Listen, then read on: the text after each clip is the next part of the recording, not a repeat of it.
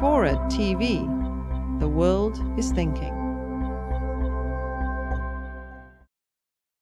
When I went 4 years ago to the Congo, I have to say something changed in me forever. I was utterly shattered.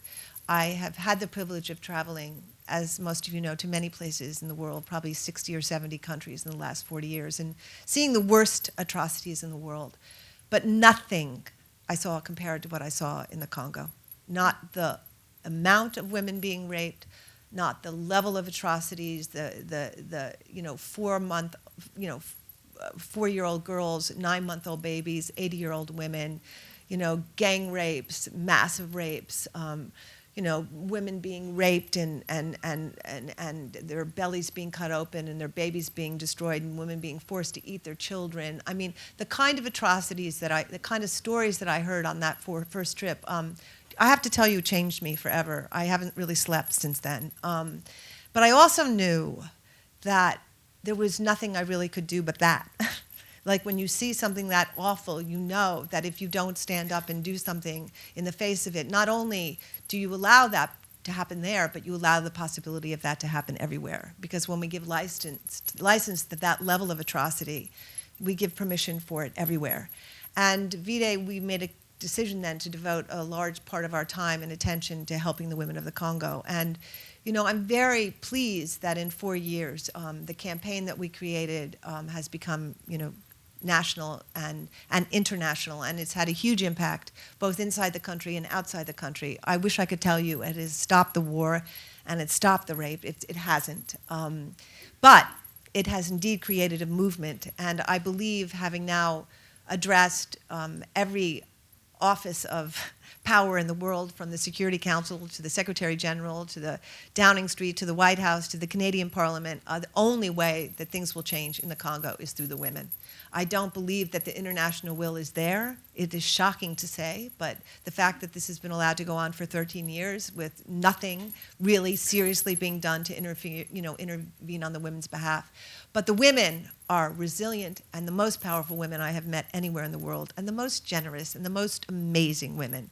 And we decided we would open this place for them called City of Joy, because we interviewed them and talked to women and just said, what do you want? And they said, we want a place. We want a place we can go to, because after we've been raped, we can't really go back to our communities because we've been exiled because we're raped women. And also, women are now getting something called re-raped or re-raped, which is when they get home after Dr. Mukwege heals them, sometimes after 7 or 8 operations, they go home and they get raped again. Mm-hmm. And then they come back and there's no more operations they can have. So we decided we would open this place called City of Joy, and 2 years ago we started building, and as you can imagine, building in a war zone, in a place with no infrastructure, that has very little electricity or water or internet or roads. It's, as I said, it's like pushing boulders up a glass mountain.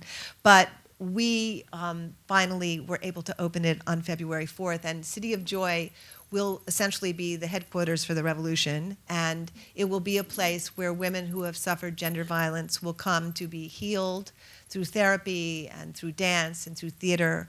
They will come to be trained, literacy courses, justice courses. There's a radio station, AFAM, a Congolese women's radio station that's connected with us. Google just gave us a tech center where we'll be able to teach women the internet.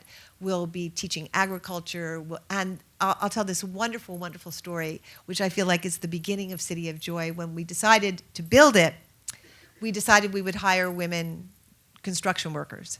This has never happened in the history of the Congo. By the way, I'm not sure it's happening very much in America, but it has certainly never happened in the Congo. And the women didn't even know why we were hiring them, because they had never done construction work. But we were vehement about the fact that women had to be hired. And they kept going, really? And we were like, yes, you will work and build the City of Joy. And amazingly, I went during the construction, and women in the Congo carry up to 200 pounds on their back any given day. And literally women were carrying these huge cement buckets on their head, and I was like, oh, let me try that.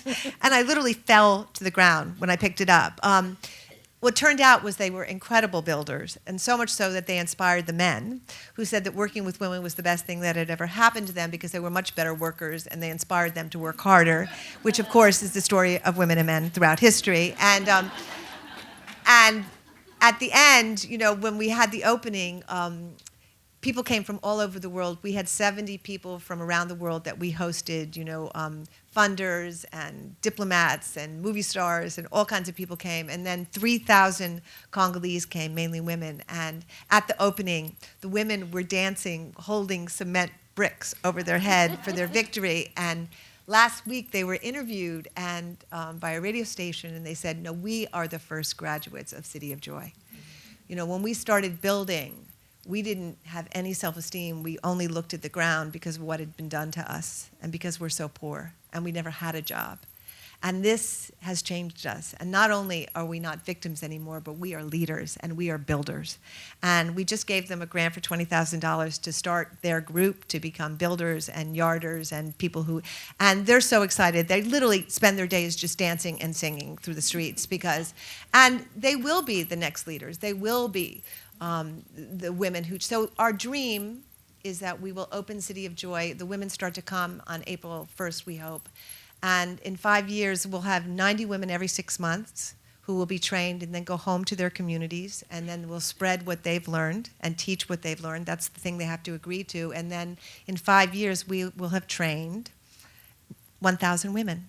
And we will have women taking over the Democratic Republic of Congo. That's the dream.